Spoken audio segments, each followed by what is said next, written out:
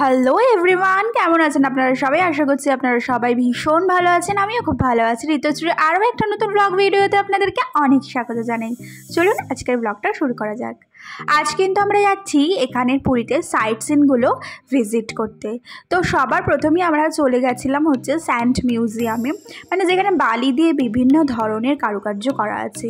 তো চলুন এক ঝলকে আপনাদের সাথে সেটা শেয়ার করি। এটা কোথায় এসেছি? ওই তো sand art museum. Sand art museum. আজকেই বৃষ্টি পড়ছে, এতদিন ধরে বৃষ্টি পড়েনি, যবে দিয়ে এসেছে আর আজকে বৃষ্টি পড়ছে।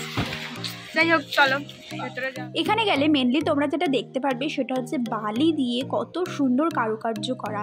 এই যে ইনি কিন্তু এই আর্টগুলো করে থাকেন। মানে অবিকল দেখে মনে হবে যেন সত্যি তাই, বালি দিয়েও কি এরকমভাবে করাটা সম্ভব? সত্যিই করা সম্ভব, সেটা তো আমরা দেখতেই পাচ্ছি। আর বিভিন্ন ধরনের কারুকার্য করা আছে। আমার কিন্তু খুবই ভালো লাগে যে আমি পুরীতে এই নিয়ে 4 থেকে 5 বার চলে গেছি, কিন্তু এই জায়গাটা ভিজিট করা হয়ে ওঠেনি। আর দেখো এদিকটা কি জোরে বৃষ্টি নেমে গেছে।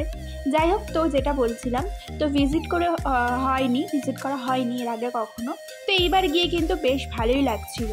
তো দেখো এখানে সেকেন্ড লোকেশনে চলে এসেছি আমরা, সেটা হচ্ছে কোনারকের সান টেম্পল। তো আপনারা যখন গাড়ি যেখানেই বুক করতে যান না, সেখানেই আপনাদেরকে 10টা এরকম লোকেশন দেখাবে। তো তার মধ্যে ছিল একটা স্যান্ড মিউজিয়াম, আর তারপর চলে গেছিলাম কোনারকের মন্দির।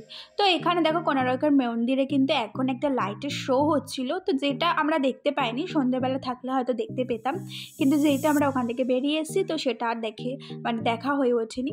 তো দেখো এই জায়গাটা কত সুন্দর। আর আমরা আগের বেলা যখন গেছিলাম এতটা ক্রাউডেড ছিল না, কিন্তু এইবারটা ভীষণ ভিড় ছিল। যাই হোক, তো এই দেখো মা দিদা মানে এতটাই উঁচু ছিল যে তারা উঠতে খুবই কষ্ট হচ্ছিল। আর ওপর থেকে সিনারিটা ঠিক কিছুটা এরকম দেখতে।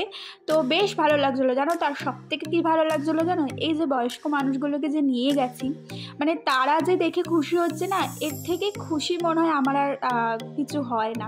তাদের খুশিটাই হয়তো সব থেকে বড় খুশি হয়ে ওঠে একটা সময়। তো বেশ ভালো লাগছিলো জানো। তো ওখানে গিয়ে তো আমি তো গেছি বহুবারই, তো এটা আমার দেখা ছিলই। আর মারা বা আমার দিদা দাদু যখন দেখছিল খুব ভালো লাগছিল। আর দেখো এখানে আমরা বেরিয়ে যাচ্ছি এখান থেকে। আমাদের নেক্সট লোকেশন ছিল ধবলগিরি, তো সেখানে আমরা চলে যাচ্ছি। দেখো এখানে একটা মন্দির আছে বুদ্ধদেবের, তো সেই মন্দিরটা দেখার জন্য আমরা চলে যাচ্ছি সবাই মিলে। জানো তো আমরা প্রত্যেকটা ভিজিট করতে পারিনি, কারণ জানোই আমাদের সাথে ছোট একটা বেবি আছে, তো ওর পক্ষেও কিন্তু খুবই হেক্টিক হয়ে যেত। সেই কারণে কিছু কিছু জায়গায় গেছি, কিছু কিছু জায়গায় দূর থেকে দেখে চলে এসেছি। যেমন লিঙ্গরাজ মন্দিরে আমরা ঢুকিনি, সেটা আমার কোনোদিনও যাওয়া হয়ে ওঠেনি। লিঙ্গরাজ মন্দিরে প্রচুর ভিড় ছিল, তার জন্য ওটা মিস করে গেছি, ওখানে যাইনি। আর উদয়গিরি খণ্ডগিরিতেও আমরা যাইনি।